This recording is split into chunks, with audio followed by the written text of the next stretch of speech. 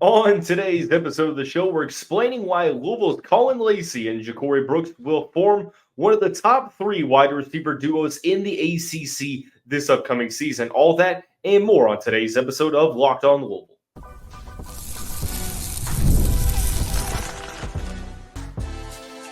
You are Locked On Louisville, your daily podcast on the Louisville Cardinals. Part of the Locked On Podcast Network, your team every day. Card Nation, what is going on? Welcome into this Monday edition of the Locked On Louisville podcast. I'm your host, Dalton Pence. Today's episode brought to you by Gametime. Download the Gametime app, create an account, use the code LOCKEDONCollege for $20 off of your first purchase. Terms apply. And as always, I want to personally thank you all for making us your first listen of the day. Just a reminder, the Locked On Louisville podcast, free and available on all streaming services 5 days a week, your team every day.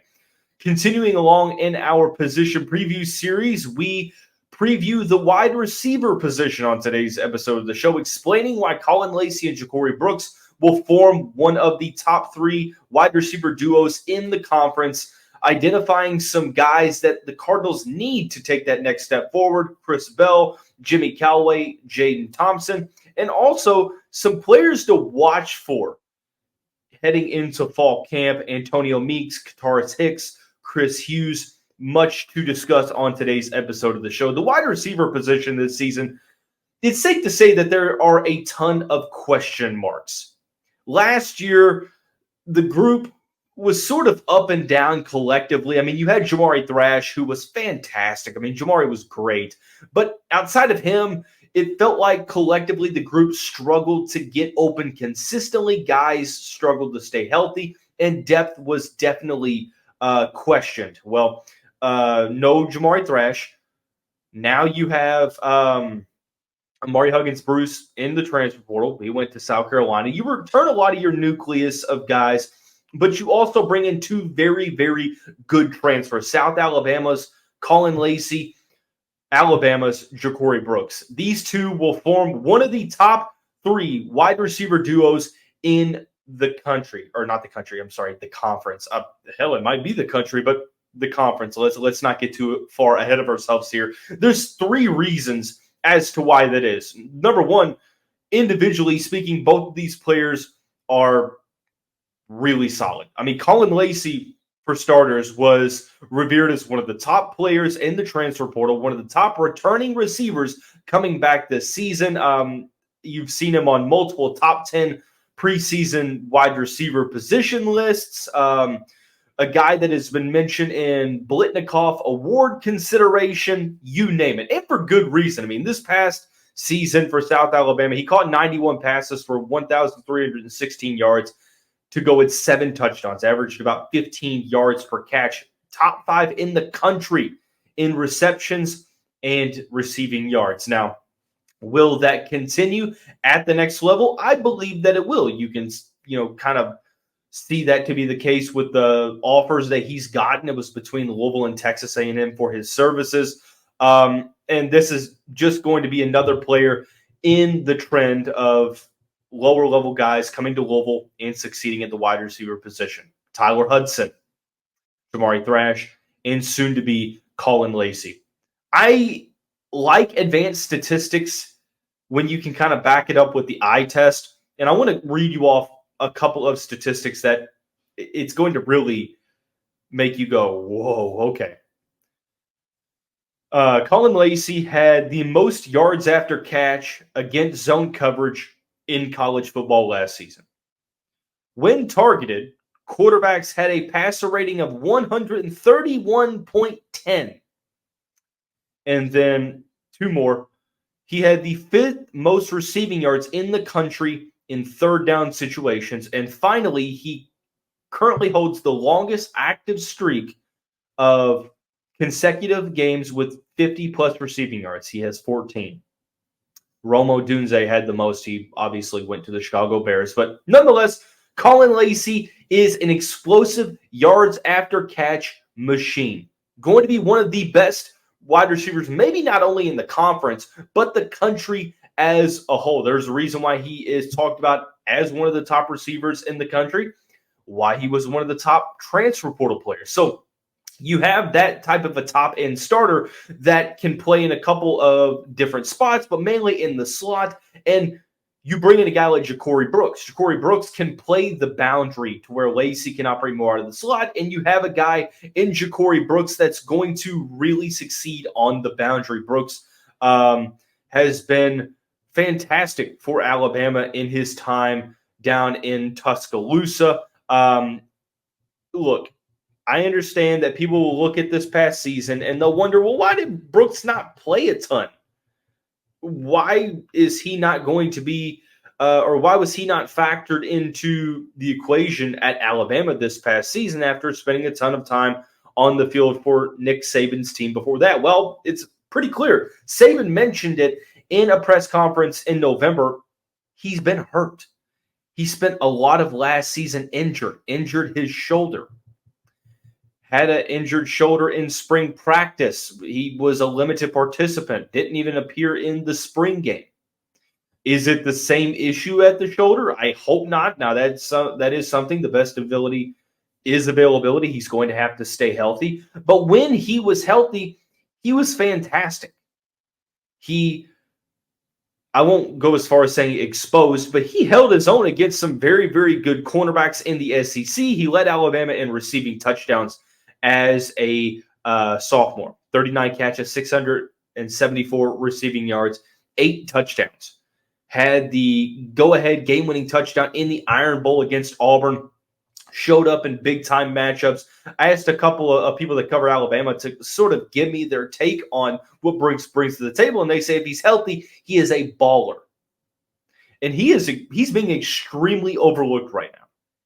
And I feel like a lot of that's because we haven't really gotten to see him in action. But if he's able to stay healthy, man, it's hard to think that he's not going to be a top 10 receiver in the ACC, considering that in 2022, you could argue that he was Alabama's best receiver. Alabama.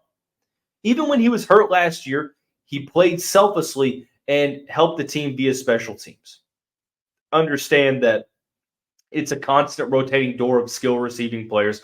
So the fact that he got hurt and might have lost some of those snaps, I don't think it's really an indication of a lack of talent. Put it this way, Brooks is really solid out on the boundary, great route runner, one of those dogs that creates separation, that second-level explosiveness.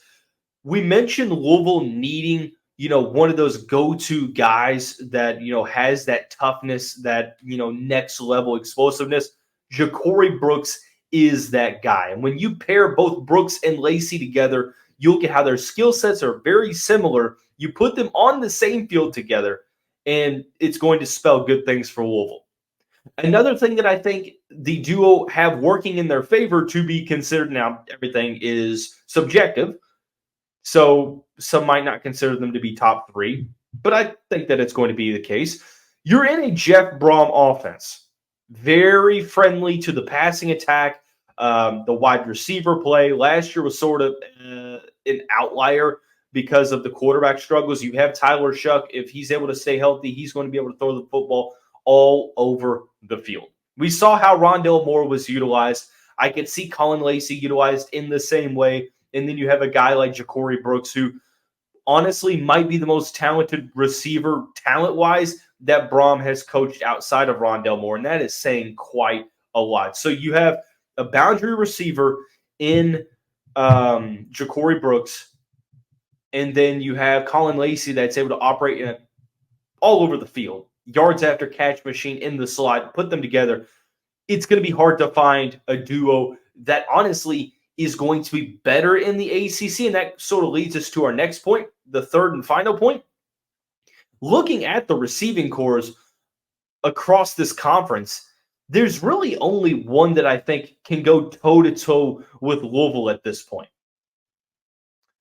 I understand it's the preseason and guys rise to the occasion and they, catch a lot of people by surprise. It happens every single season. But, man, Miami's like the one team that has the duo of Xavier Restrepo and Jacoby George. And I think that is the duo that can go up against Louisville's with Lacy and Brooks. Because you look across the conference. The best receiver in the conference might just be Casey Concepcion from NC State, but I don't necessarily know who else would be in the conversation there with him. So you kind of leave them out for the moment. You have Malachi Fields and Chris Tyree at Virginia, Eric Singleton Jr. and Malik Rutherford at Tech. I don't think that either of those two duos holds a light to Louisville's duo. Kind of moving along. I just don't see it. I mean, you have Alek, I think it's Iomanor from Stanford. Not really anyone that kind of jumps off the page outside of him. Aronde Gadsden for Syracuse. Lewis Bond at Boston College, Malik Benson at Florida State, Kanata Mumpfield from Pittsburgh. All great receivers, but you look at their number 2 options and it's like, okay, it's really hard to justify thinking that anyone outside of Miami at this point in time has a better 1-2 punch at the wideout position than Louisville. You could argue that top 3 is sort of way too conservative, that you need to put them at number 1. And maybe that's more of a take that needs to be discussed. And I won't necessarily say that I disagree, but again, we're not going to put the cart before the horse at this moment. But a lot of question marks. I do think that one thing is for certain. Caullin Lacy and Ja'Corey Brooks, injury forbidden, are both going to have very good respective seasons and from a collective standpoint. But for Louisville's wide receiving core to reach the full potential, you need one of or multiple guys in this group that I'm about to discuss to take that next step forward. And we'll discuss what exactly that means for each player coming up in the next segment after we tell you about our friends over at eBay Motors. Passion, drive, and patience. The formula for winning championships is also what keeps your ride or die alive. eBay Motors has everything you need to maintain your vehicle and level it up to peak performance. Superchargers, roof racks, exhaust kits, LED headlights, and more. Whether you're into speed, power, or style, eBay Motors has you covered. With over 122 million parts, for your number 1 ride or die, you'll always find exactly what you're looking for. And with eBay's Guaranteed Fit, your part is guaranteed to fit your ride every time, or you get your money back. Because with eBay Motors, you're burning rubber, not cash. With all the parts you need at the prices you want, it's easy to make your car the MVP and bring home huge wins. Keep your ride or die alive at ebaymotors.com. Eligible items only. Exclusions apply. eBay Guaranteed Fit only available to U.S. customers.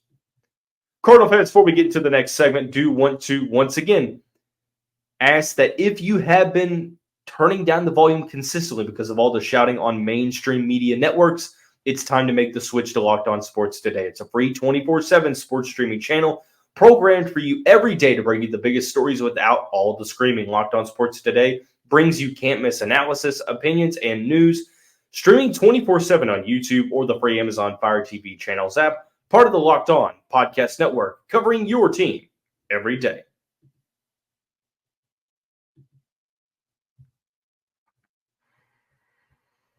Moving right on into the next segment. Thanks again for making Locked On Louisville your first listen of the day.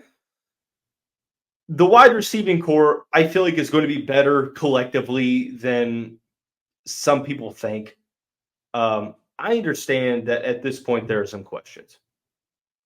I get that there are some concerns about issues with production and injuries, etc. But with the guys you have at the top end of your rotation with Lacy and Brooks, you have to feel good. But for Louisville to reach their full ceiling as a collective group, one of, if not multiple, of these guys needs to take the next step forward. I'm talking about Chris Bell, Jimmy Calloway, and Jadon Thompson. All three played a respective role for Jeff Brohm's inaugural season as the Cardinals head coach. But I think that all three, you could definitely argue, I don't think anyone would disagree with you, we were all kind of wanting more. Especially in Chris Bell's sense. Bell had a breakout season, which I believe that he was going to do.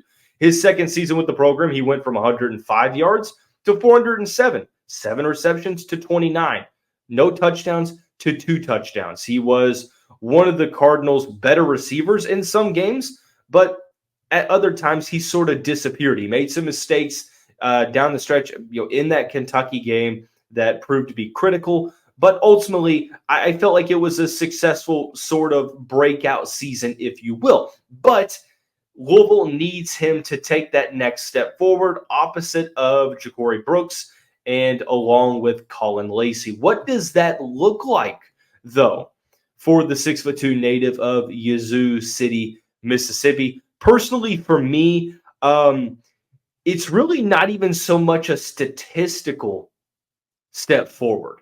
It's more so consistency.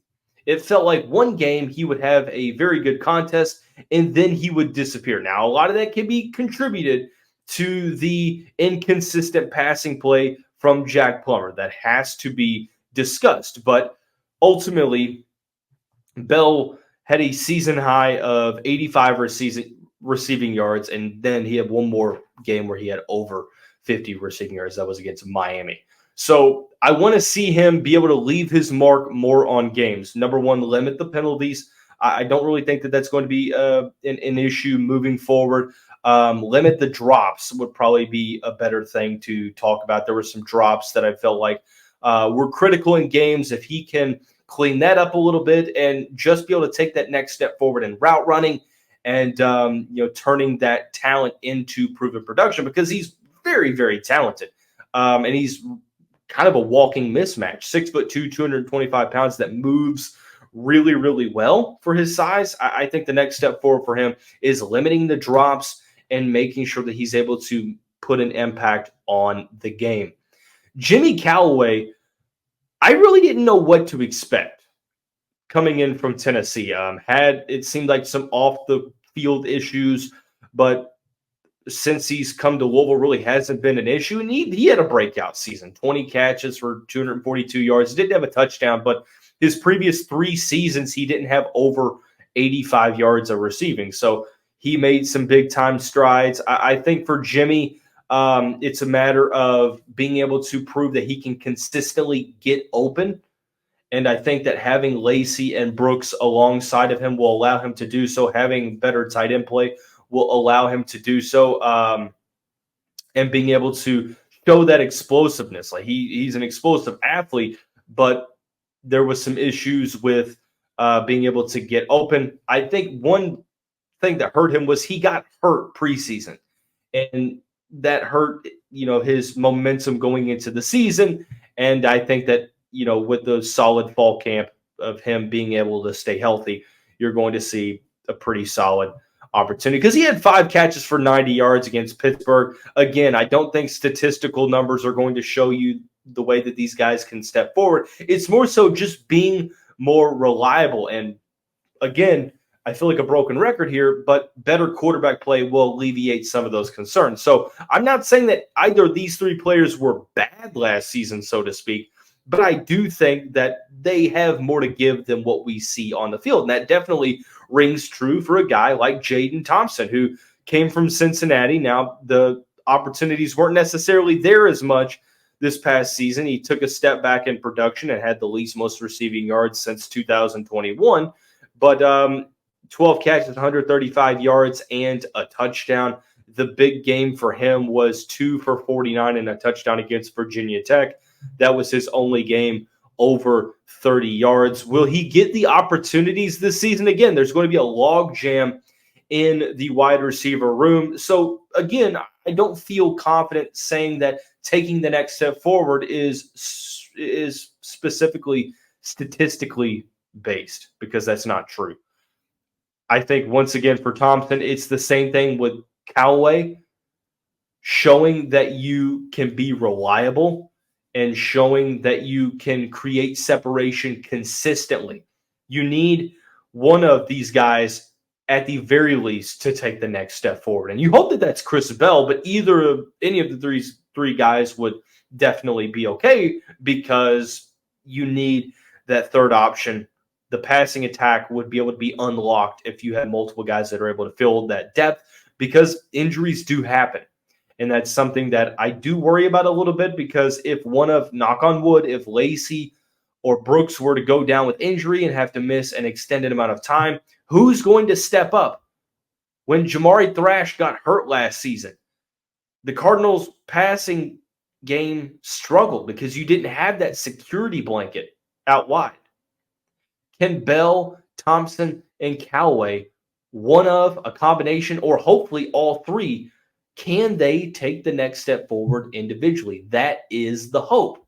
But they're not the only three to focus on outside of the top two. There is sort of a group below that features players like Antonio Meeks, Cataurus Hicks, Kris Hughes, Jojo Stone.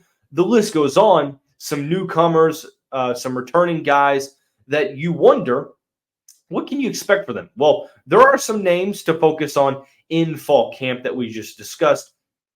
We'll discuss the situations around all of those players coming up here in the next segment.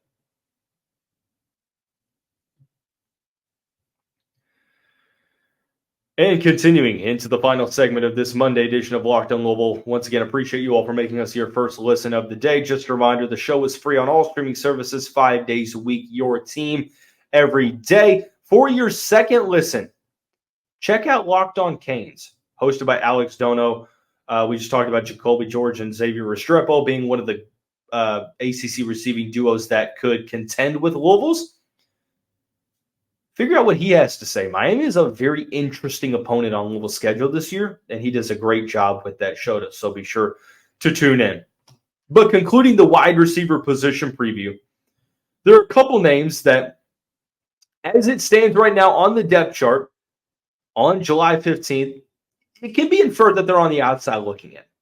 There are three of them in particular, well, I guess truly four of them in particular, that I want to focus on. The first one is Antonio Meeks. Meeks comes from Tuskegee and HBCU, where I think, he had a very successful start to his college career. 745 receiving yards. He was fifth in the conference, and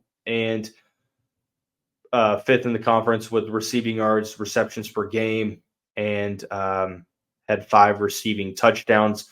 One thing that Antonio Meeks brings to this program that Louisville, I don't really know that they have. I guess Bell and Brooks would be the two options.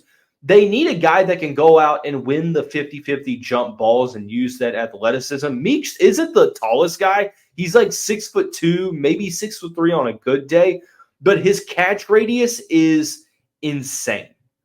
And being able to high point the football the way he does, I think, is going to serve well in the red zone, on third down situations, late game situations where you need big time yardage and the defense is sort of sitting back in coverage. But Meeks is a guy that has multiple years left of eligibility. Talking to some reporters that have covered some of his games, they believe him to be a diamond in the rough type player that can translate that skill set over to the Power 5 level. So I'm intrigued by the opportunity here, but the avenue for playing time, the pathway, so to speak, it's not very clear cut. He's going to have to win some tough position battles to get involved with the passing game. So he's going to be one that I'm watching in fall camp because the talent is there, it seems. The production is there, but he's got to prove that he can do it at this level against better athletes on defense, and he can do it in a crowded receiving room. Cataurus Hicks is another player that over the past, 2 off seasons has been a player that the coaching staff has raved about. The 5'10" Miami, Florida native only caught one pass for 11 yards this past year. That was in the Murray State 56-0 blowout victory. But he was a player last offseason that the coaching staff raved about, and that was sort of the case this year. Playing in the slot, you don't have Amari Huggins-Bruce. I guess I should mention that you don't have Kevin Coleman Jr. I'm not sure why I didn't mention him either. You do bring in Caullin Lacy, but there might be more opportunity at the slot position, which is where Hicks is going to see most of his opportunities.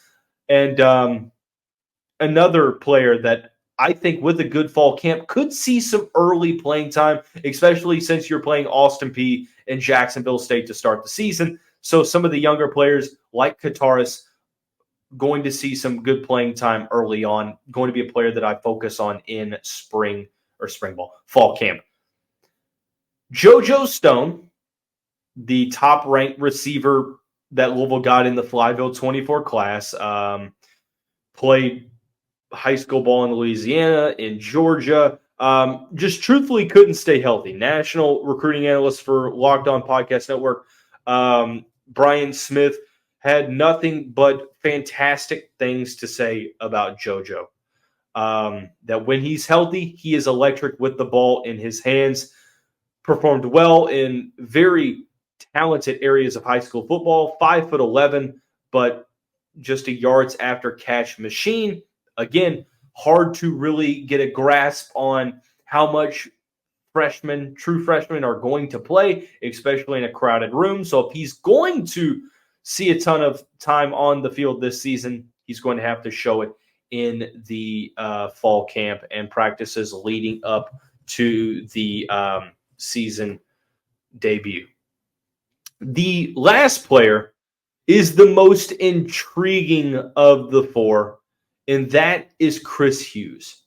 Hughes is a walk-on from he's from Morganfield, Kentucky, 5'11", played for Union County, first Union County player to play for Louisville. I wonder, was the spring game just him making the most out of an opportunity with guys hurt, or was it a sign for things to come? Because he was the most impressive wide receiver in the spring game for the Cardinals.